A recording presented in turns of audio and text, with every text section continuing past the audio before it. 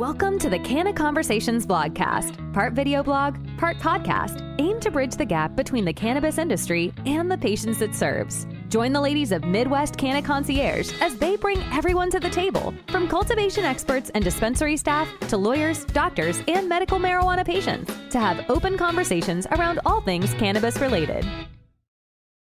All right. So I wanted to take today because actually my cousin Sam, shout out to my cousin Sam, listened to a few of our episodes and pointed out that the common listener would not know some of the terms that frequently come up in our conversations, such as terpenes and cannabinoids and what all that is. So I thought today we can kind of go through a little bit of the course that I had built a while ago, and kind of touch on some of that stuff. That sounds like a good plan. I really like your training course as well, because it does give people the foundation. So what we touch on today can kind of like entice them for sure to look deeper. Yes, I should have asked you, how do I share share screen? The big green button, right? Oh Lord. Okay. Just do this one. Okay. I haven't shared my screen in a long time. Oh, does it look? I was gonna say, does it look all right? Yeah. Okay. I can see it definitely. Perfect. The lingo.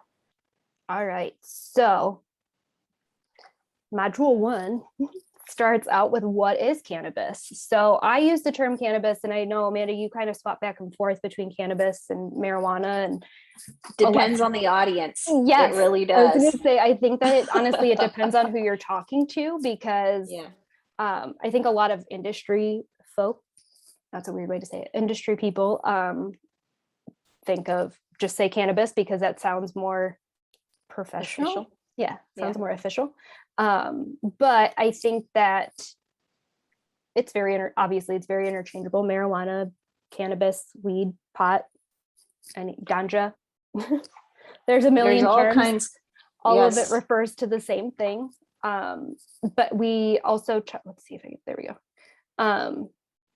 Obviously I put most commonly used in the medical industry as cannabis, because again, it's more professional, but marijuana actually originated from Mexico, when the Spanish brought up the use of the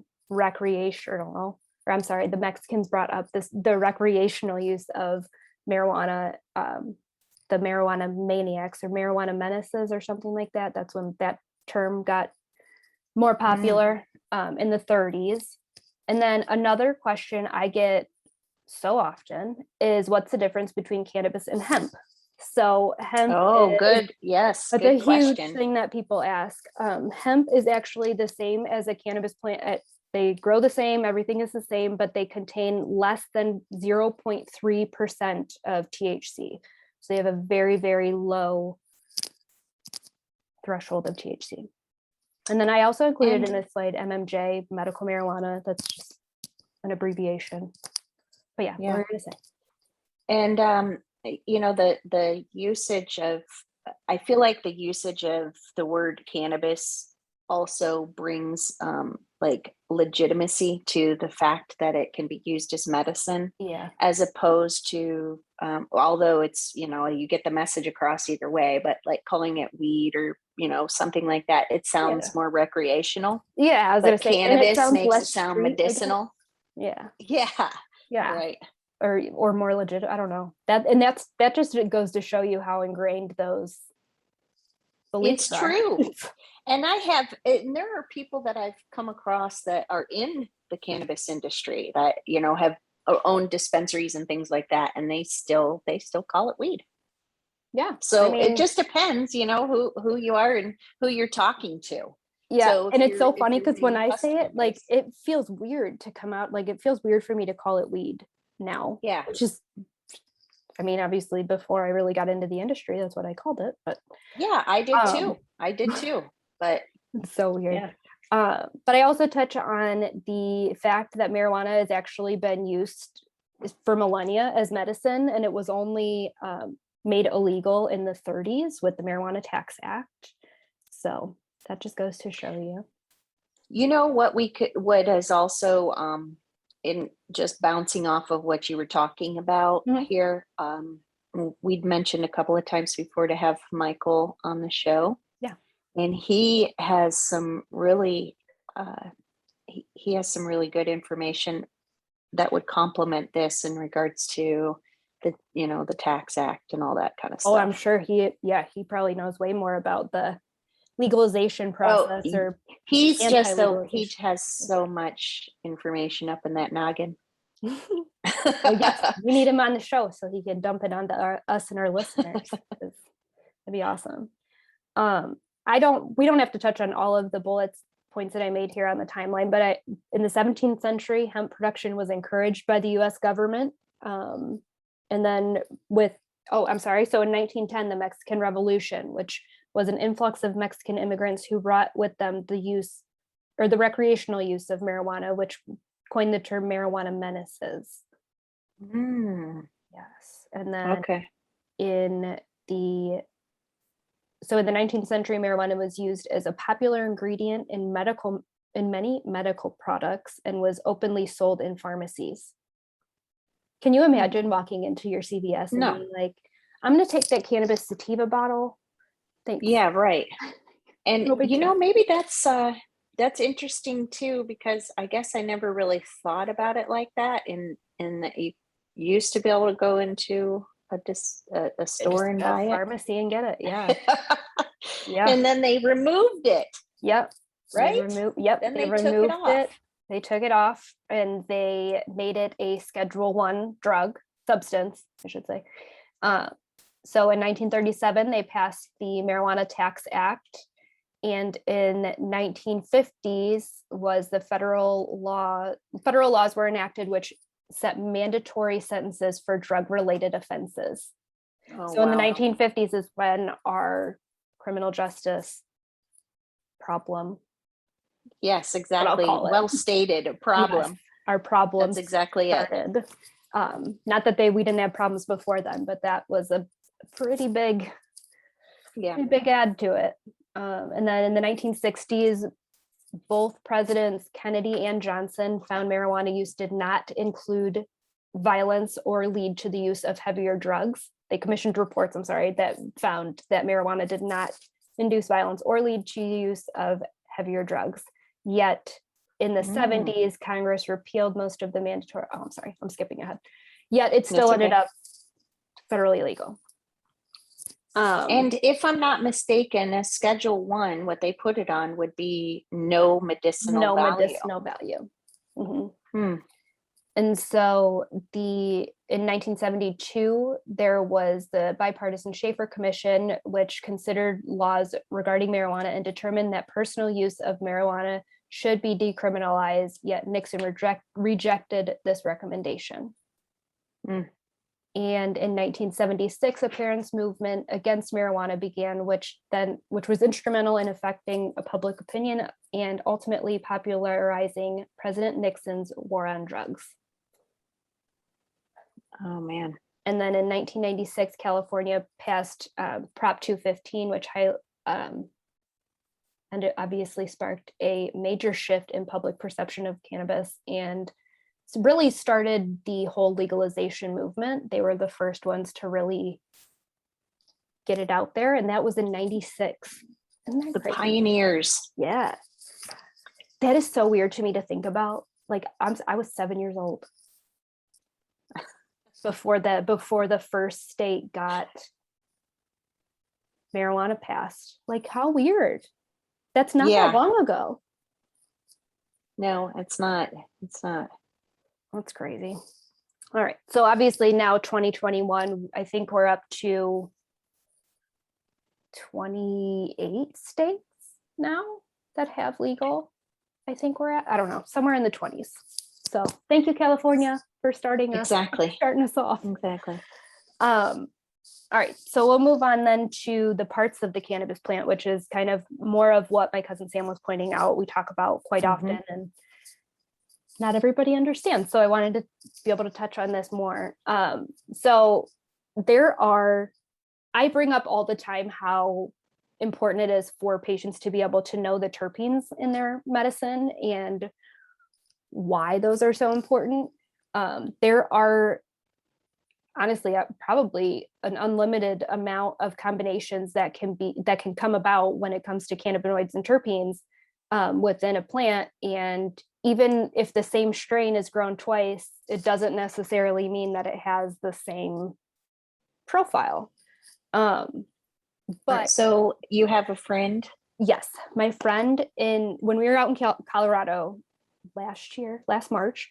Oh, no, I'm sorry, this March of 2021. She had made the comment about how when she was out there before, she had a hybrid and she had a great experience, but then she got a hybrid this time and it put her right to sleep. And she couldn't understand why it would be different. And I'm like, well, just because like hybrid everything on the market in my mind is a hybrid. I feel the same way. Very little just sativas and very few straight indicas. Like I feel like they're all hybrids in some way, shape, or form. You have indica leaning hybrids and you have sativa leaning hybrids, but they're all primarily hybrid. And what I was trying to get across to her is that it doesn't matter how it's classified, sativa, hybrid, indica. It's more so about the terpene profile that's going to tell you what kind of effect to experience. And none of that information was included on the menu. Like Colorado's straight rec, so they don't include that. Oh, see, that's what I'm worried about is as this thing moves forward, is because these are really important concepts and really going to determine whether that person gets a benefit or a good effect, or a good experience, or what if she was to have consumed that in the start of the day, thinking she was going to have like a balanced daytime, and she got knocked out. She was so tired. So I do break out the classifications here, but really these classifications are primarily used now in the industry just to refer to like the actual plant itself, like the growing properties of the plant itself versus the actual effects.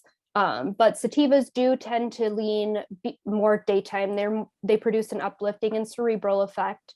They are great for treating pain. They are good at mood elevating and stimulating creativity. Obviously best for morning and daytime consumption, whereas indicas commonly associated with the term couch lock, or I think it was, what's the Kathy Bates show on Netflix?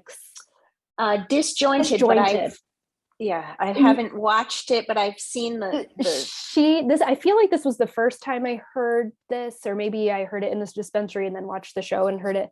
But indica couch. Yeah. I know she says it on there, so I always that's a really easy way to remember it for indica couch. So obviously they promote deep relaxation. They're great for treating insomnia and pain, and even good for treating muscle spasms. They also stimulate appetite, but best for late afternoon or evening when you're ready to chill out. Or I mean, hey, if you worked third shift and you need to go to sleep in the morning, do it in the morning, but it's going to put you to sleep. And hybrids, they obviously, like I said, tend to lean either sativa dominant or indica dominant, or you could get a good 50-50. I've had a lot of really good 50-50s, and they're known for creating both a cerebral and a body high, or body effect, I should say. So they're kind of, it sounds like both best of both worlds. Yeah, I like to say when I would sell like a good 50-50 to someone, if it didn't say right on there that it's indica leaning or sativa leaning, I always told people that hybrids tend to like follow where you're already going. Like they tend to like, if you're already leaning ready to like relax and chill out, it'll help you do that. But if you're already leaning towards I'm gonna get up and go and do stuff, like it'll help you with that. That's a good way to look at it. Yeah. So like wherever it's all, in my mind, it's all about intention. Like wherever you set your intentions, that's where you can go. I'm a big fan of the hybrids. All right. So now I want to jump over to my science module. That way we can go. All right. So how it works. Yay. All right. I don't know if you knew this before you really got involved in the industry, Amanda, but did you know that each one of us were like born with the system already in place to metabolize cannabis?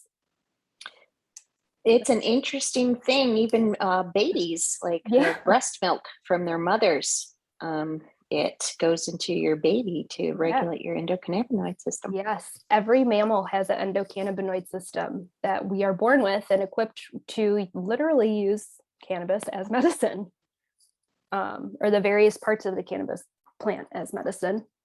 So the endocannabinoid system assists several functions within our body, including the brain's neural networking through growth and reorganization. It's how we experience both physical and emotional pain. It helps to regulate our metabolism. It helps with connective tissue repair, autonomic tone, immune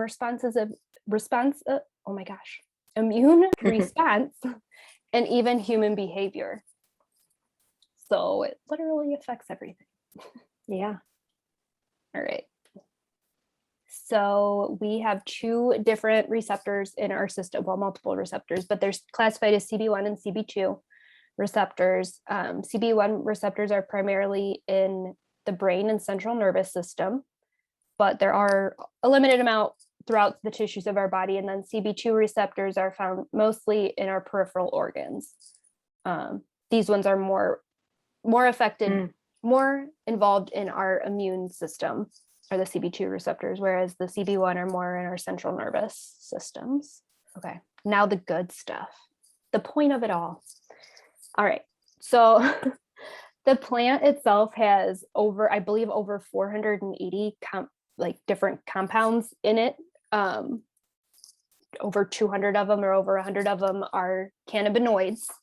THC and CBD obviously being the most known, the most familiar, and the most popularized. THC being the only one that actually, the only known cannabinoid to produce the psychoactive effect within cannabis, so that heady feeling. But CBD and THC actually have a lot of the same benefits, medicinal benefits to them, and the medicinal properties, including being antioxidants. They're both appetite stimulants, both are muscle relaxers and help with pain or pain relievers. So it's pretty funny when you hear like people coming into the store and only wanting like high THC, and they don't even consider what else is in there. And like, those are the kind of people I feel like are just coming for the high, which I'm sure there will always be those kind, but in order to use it in a medicinal way, it's always good to know all the others. I like how you have the vape temp next to each of the boxes. So in Ohio specifically, smoking is illegal, so we can't smoke our flower. So when we were in the dispensary, and I've been using a dryer vaporizer for 6 years now. Mostly because I've lived in places where I was never really comfortable just like openly smoking it. I also really prefer the flavor profiles that I can taste in my different flowers by vaping it versus smoking it. But each one of our cannabinoids and terpenes have an optimal vape temp. So I always tell people when they're looking at devices for vaporizing flower, or even, I'm assuming even concentrates, I just don't have the knowledge on concentrates to be able to say this, but for flower, it's always best to be able to get a device that has like the variable temperature, so you can set it exactly where you want it to be, in order to make sure that you are getting the benefit of everything that's within that plant. When people smoke it, you just combust it at a very, very high temperature, and you're just burning straight through all of that. Like, you just well surpass getting the benefit of it, and you're getting, I mean, I shouldn't say that. You're not maximizing. You're not maximizing the benefit. Medicine. Exactly. That's really good information, because I don't know that a lot of people have that. And also, the tendency and what we've always seen is just combusting it with a lighter and, whatever your roll up joint or your pipe or whatever. So flower vaporizers are actually it's actually probably a great way to do it in regards to tasting your medicine and not ruining or, maximizing the benefit, I guess, like you said. It also helps you, like it lasts longer. Like you get more. So basically like my device that I use, I only end up I measured it one time. It's like 0.13 grams per pipe. And so I'm able to like dose myself that way so that I'm able to like, I know then I use 5 pipes in a day or whatever it ends up being. So like I'm able to like dose out that instead of like, oh, let's see how much I can fit in this paper, or let's see how much I can pack in this bowl. And no pun intended, I suppose. I don't burn through it as fast. Another benefit of vaporizing it is, so CBN is another cannabinoid. It's really good for sleepy time. A lot of people use it in like their sleepy time tea or getting ready for bed.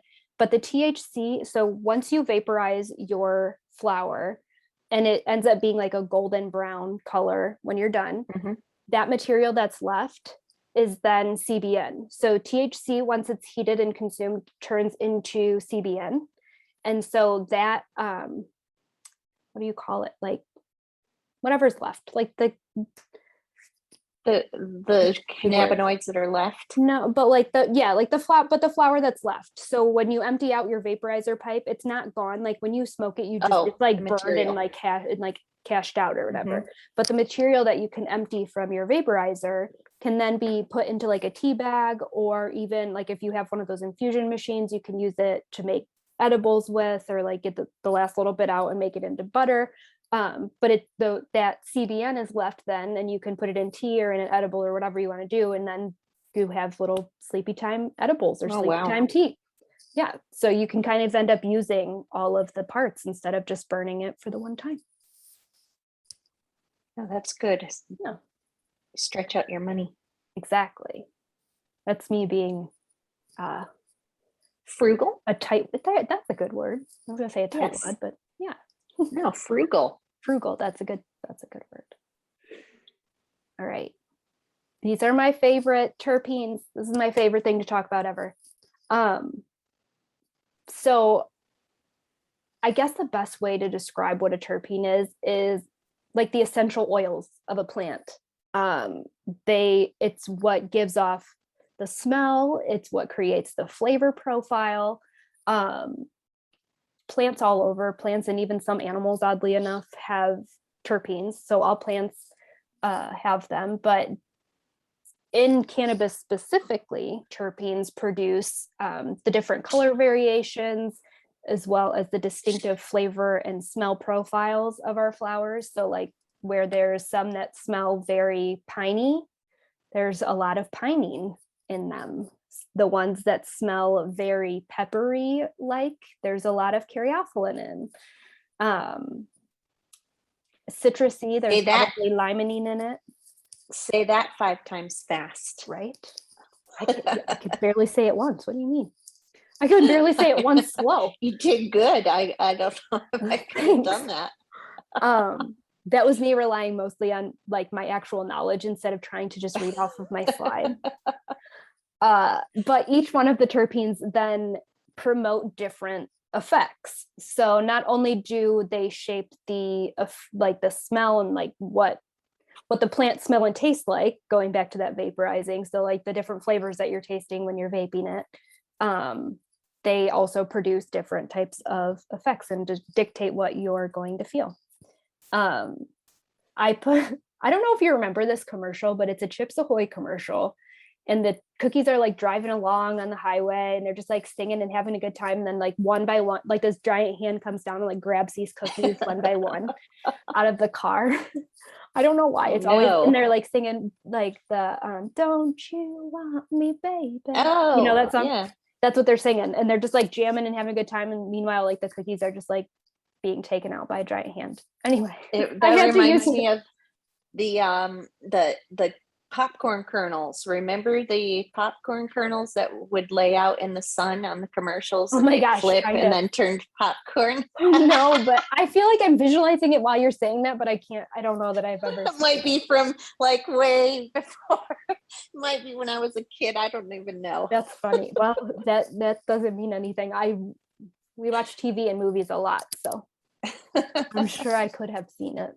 But I had to use this one cute. in my slide because I just feel like when I'm explaining the entourage effect, I like to say like the cannabinoids are dictating where the medicine is going. So those receptors in our endocannabinoid system that are ready to receive those cannabinoids that we just went over with the THC, the CBD, the CBC, CBN, all of those are going to be received in those receptors that are spread without our body. But the terpenes are actually dictating the experience. So like what you are feeling during that experience. So like I put the cannabinoids are driving the car, but the terpenes are the passenger that makes the trip. I like that.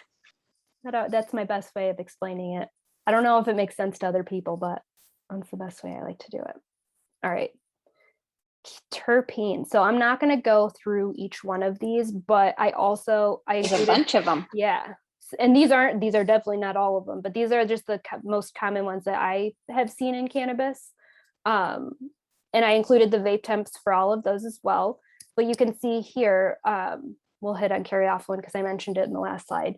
Kiryathalin is an antioxidant. It's good for anti-inflammation. It aids in muscle spasms and relieves insomnia. It produces the smell of spice, so that peppery smell. It's found very often in black pepper, cinnamon, and hops, which again is that peppery smell. And then Cymene is another one. Eucalyptol, which obviously stems from the eucalyptus plant. It creates that fresh, minty, spicy smell. It's not only obviously found in eucalyptus, but it's also in basil, rosemary, sage, and even tea tree. So it's a common one as well. Let's see. Humulene is one of my favorite terpenes to hit on because it is it's an appetite suppressant. So whereas we have the THC and CBD and even some of the other cannabinoids and terpenes that are appetite stimulants, which obviously causes the munchies, which is a very common thing that's paired with cannabis. Humulene will actually help to counteract that. So a lot of people that are looking for either like weight loss or are just looking to maintain and not go overboard on their munchies or eating too much, humulene is a really good terpene to have in your flower. But in addition to that, it's also good for anti-inflammation, and it's an antibacterial, and it helps with pain relief. Hold on just a second. Sure. Okay, so humulene, yep, that is a good appetite suppressant. Limonene is one that you'll see a lot in cannabis. It is a mood elevator, and if you couldn't tell by the title, it's often found in citrus rinds like lemons and oranges. It gives off that fruity citrus smell. But it also is a mood elevator. It's a great stress reliever. It alleviates depression and anxiety.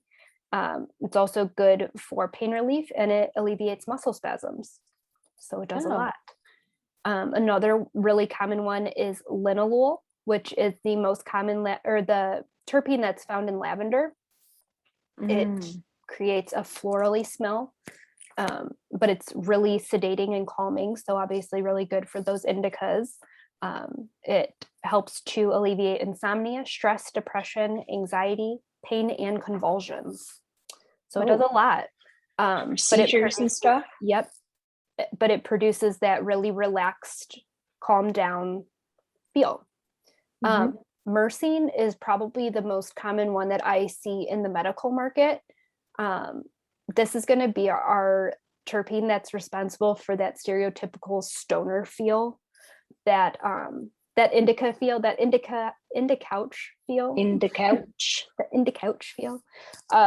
It gives off a spicy, peppery smell as well. It's antibacterial, it's antifungal, anti-inflammatory, antiseptic, it's sedating and relaxing. It's probably the primary terpene that people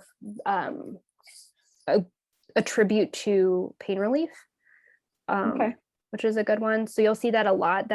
Has been the prime, especially from my personal observations here in Ohio. Mercine has been one of the most common primary terpenes found in the flowers here, which is good. What are those smells? I can't quite read it. What is that? It's just like a spicy, peppery smell. It's also, people say that by eating mangoes with your cannabis, so Mercine is found in mangoes as well, as thyme and lemongrass and cannabis.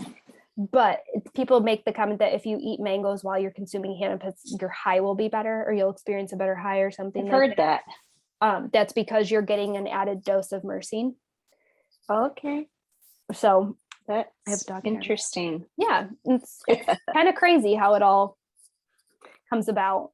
But Ostamine is another one of my favorites, or Ostamine. I've heard it pronounced both ways, but I always call it Ostamine because I think of awesome. That's a good way to remember it. Yeah, it gives off like a sweet, woodsy smell, which seems like an oxymoron, but it's in there.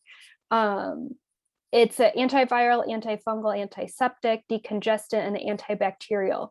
So it's a decongestant because ostamine is one that typically tends to make you cough a lot. So like flowers that are high in ostamine will tend to produce a cough, which ends up breaking up anything that you have setting in your chest. So that's why they attribute it to being a decongestant, which is very helpful for anyone that gets congested in the winter months. Like, there you go. But ostamine is also the creative terpene. So like Blue Dream is really high in ostamine. There's a lot of that was always a good faithful strain. Yes, I'll tell you what. Blue Dream. Yeah. So that's one of my favorite daytime terpenes, especially when I'm trying to like produce content or do anything creative. I'm like, get me in my flow. So ostamine is my favorite one for that. Pinene is another really common one that promotes clarity and alertness. It also aids in memory retention. Ooh, I need some of that. Right. And it has anti-inflammatory properties. So that's another really common one here in the medical market, at least. Obviously, pinene, you could kind of guess it smells like pine. Yeah. Smells like that earthy, piney smell. If you've ever put your face in a fresh Christmas tree or been in the Christmas tree forest, you know exactly what that smells like. It's found obviously in pine needles, rosemary, and basil. Another thing I want to point out, I've kind of brushed past the vape temperatures of these, but so for Mercine, the vape temp is 334. So at 334 degrees, you know that you are getting, that's it. So that Mercine is activated enough for you to be absorbing those benefits. But with ostamine, it's only 150. No kidding. Yeah. That's very low. Yeah. Isn't that crazy? So like the differences, so like we'll go back up, THC, the optimal vape temp is 315 degrees Fahrenheit. For CBD, 356 degrees Fahrenheit. But like CBG, 128 or 126, 220 for CBC. So it's really weird. It's kind of all over the place. Yeah. That's why it's important to know what's in the flower and what the temps are, so you can optimize it and you're not just like burning past all of them. So basically, like I always just set I try to figure out what all the terps are and the cannabinoids in my flower, and then I figure out what the vape temps are for all of those, and I make sure to hit the highest one so that I know that I'm encapsulating all of everything. Yeah. Okay. So terpenoline is another really common terpene. It gives off that herbal smell, the floral herbal smell. It's good. It's an anti-cancer. It helps to fight cancer cells, so that's a really good one. Antioxidant. It's a sedative. Antibacterial and antifungal. It's also found in nutmeg, tea tree, conifers, apples, cumin, and lilacs, which is crazy. Yeah. Okay, so the trichomes. Yes, trichomes are that frosted little substance you see on your plant, on your buds. While the plant's growing, they act as a defense mechanism, protecting the plant itself from predators, whether it's animals or insects or even UV rays. It helps to protect the plant from. So it's very beneficial during the growth process, but that is actually where the medicine itself is housed. So that is where all of the good stuff is kept. So I like to tell people, this is why I tell people to grind their flour, because if you're just ripping it, all of those trichomes are getting stuck to your fingers. And hence obviously the sticky feeling, huh? Sticky fingers. Okay. Yeah. So, which is then a whole other thing. Then you feel like you're just like either washing it off or you're rubbing it off and you're wasting. Somebody told me to like rub back here because and it ends up just like balling up. I don't know if like it's the flatness of the skin. I don't really know. I don't use my fingers for it. I don't ever have that problem, but there have been unfortunate experiences where somebody's breaking up or trimming or something like that. And then they go like this with their, on their eyes. Yeah. Oh no, that is so painful. That sounds rough. Really painful. Yeah. No thanks. That doesn't matter. I mean, if you accidentally, your tendency is to touch your face all the time, Yeah. Whether it's doing your glasses or, something, or anything. Smoking, whatever. Yeah. I'm a picker. I always pick at my skin, and it could be anything. So you'd be doing the same thing too. Heck yeah. So I way off topic. But yeah, so I always tell people to use a grinder so that they are catching all that. And in addition to that, use a grinder that has a keef catcher.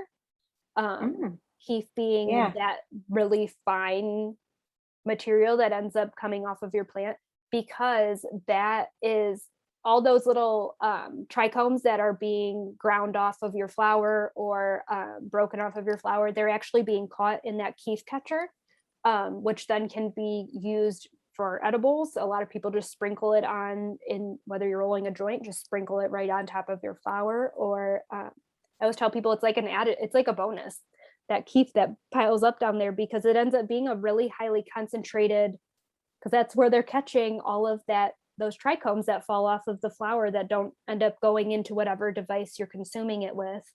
So that stuff packs a punch. Yeah. So that ends up being a lot stronger than people realize. I don't know if in your markets, Amanda, if you're in Michigan or Florida, you see keef on the market, like for sale anywhere. But in Ohio, you can actually buy shake and you can buy keef, because, and whether if it says it on the THC content that's listed on the menu is the THC content of whatever flower was tested. I see. And that's where that came from. But it actually ends up being a much more highly concentrated and higher THC content listed, because that's where it's all getting caught there. We have access to keef and hash, but it's few and far between.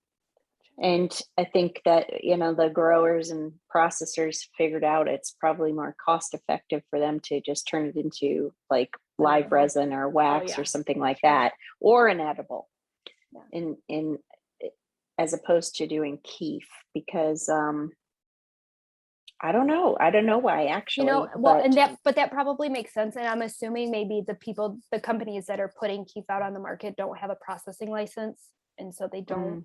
That could be, I don't know. I don't truly know. Yeah, that could be. Okay. So just to give the overall picture of why it's important to have everything in it, the entourage effect, which is basically everything working together. So terpenes, which are essentially the flavonoids, they give the flavor profiles, and then the cannabinoids, all of it together working synergistically together is what produces that entourage effect. So that's what they always say, everything works better together. So instead of getting the isolate where whoever made the product just pulled out what they needed from the plant versus including all of it in the production, you're not necessarily, it's likely not going to feel the same type of effect that you would get if everything was included. So I always like to point out that the entourage effect works synergistic, everything working better together, everything to give you the experience. Okay. So yeah, now we have a basic understanding. I feel like I zoomed through that. I didn't mean to go super fast, but hopefully now we have a better picture of why it's important to have everything, all the information. So I know we talked about it briefly in the middle of this episode where like this information is not being included on menus. Patients aren't able to get this info until they buy the product, and then they can look it up and then they can see the label or whatever. But realistically, it's more important for patients to know this information up front so that they can plan their purchases and be able to determine what medicine might work for them. Yep. I think you're right. And as many people as we can help spread the information to, the better off everybody's going to be, and the more they can maximize their medicine. For sure. Should I do like a little recap? I feel like I didn't even touch on my notes that I actually had sitting here. Do some recap. All right. So recap, we talked about cannabinoids, which are the compounds that include cannabinol and the active constituents of cannabis. Cannabinoids produce their effects by interacting with specific receptors, so that those CB1 and CB2 receptors that we talked about that are in different locations throughout your body, the cannabinoids are what interact with those receptors. Cannabinoids regulate how cells communicate, so how they send, receive, or process messages that are sent from our brain to the rest of our body. That's our receptors are what regulate that. So terpenes then, on the flip side, are naturally occurring chemical compounds that are found in plants and some animals. They are responsible for the aromas, flavors, and even colors associated with the various cannabis strains. Terpenes are what makes certain strains smell or taste different from others. They are thought to protect the plants from harsh weather and predators. Cannabis researchers and consumers are increasingly looking at terpenes as a way to classify cannabis products and predict their effect. The main thought is that the terpene profile which is the dominant terpenes of a strain, work in tandem with the cannabinoid content, which is the amount of THC, CBD, and other cannabinoids in the plant to produce the effect that people associate with different strains. So again, the cannabinoids are going to determine where in the body it's going, and the terpenes are going to determine what you experience. So the actual, I guess, psychological effect. I don't know if that's the right way. What you're going to experience. You might not physically be able to tell exactly where in your body these cannabinoids are going, but the terpenes are going to dictate what you feel while they are working. Okay. Yeah. Hopefully that helps. I did was awesome, actually. Good. I was gonna say, I did make a note that this explains why there can be two strains at the dispensary that have the exact same THC content, and they smoke up completely different. You experience two completely different things. It also explains why you can get a 13% strain and end up knocked out because maybe they had a super sedating terpene profile. Maybe they had Mercine and Linole pretty high in them. So it's pretty crazy. Yeah, I think that's really good to know when you're starting out. But even for people who have been consuming cannabis for a long time can benefit from this information too, because there were things for vape temps and things like that. Just us talking about it, it was enlightening. Yeah, and definitely that was part of two different modules from my course. I think I have 4 or 5 modules to it now, which goes through what is cannabis and where it came from and how it's used and the different parts of it. It goes into more of the history of it, more detail. And like if it's the safety of it, the legality of it, and then the science. We pretty much covered most of my science module, but obviously it also comes with like the printables that they can like print out and have that cannabinoid sheet. I made little cards that they can print off to have the different vape temps of the cannabinoids cool. and terpenes.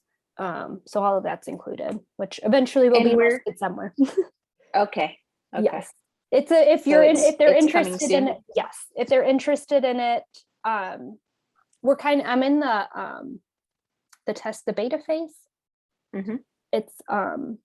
It's been a long time. I've been working on it. I've been building it for a while, and it's been pretty much done. I need to just let the bird fly. Okay. But yes, it'll be available if you are interested in getting it or looking through the material. Just shoot us a message and I can hook you up. We'll go from there. Okay. Yeah, we'll figure it out. But yeah, I'm glad that we were able to go through all of this, and I'm sure that we can go through more. I'm sure more questions will come up and we'll have common things to discuss, but at least now we have cannabinoids and terpenes get touched on very often in our conversations, terpenes especially, because I'm obsessed with them. But I wanted to make sure that we could get that information out to our listeners. Very cool. I appreciate you getting on to do this with me so that I can. Yes, it was great. It was good information. Good information for sure. Good. Thanks so much for listening to this CannaConversation. To learn more, please follow us on Instagram at Midwest_CannaConcierge. If you're enjoying the show, please feel free to rate, subscribe, and leave a review wherever you listen, so other canna-curious folk can find us. We really appreciate your support.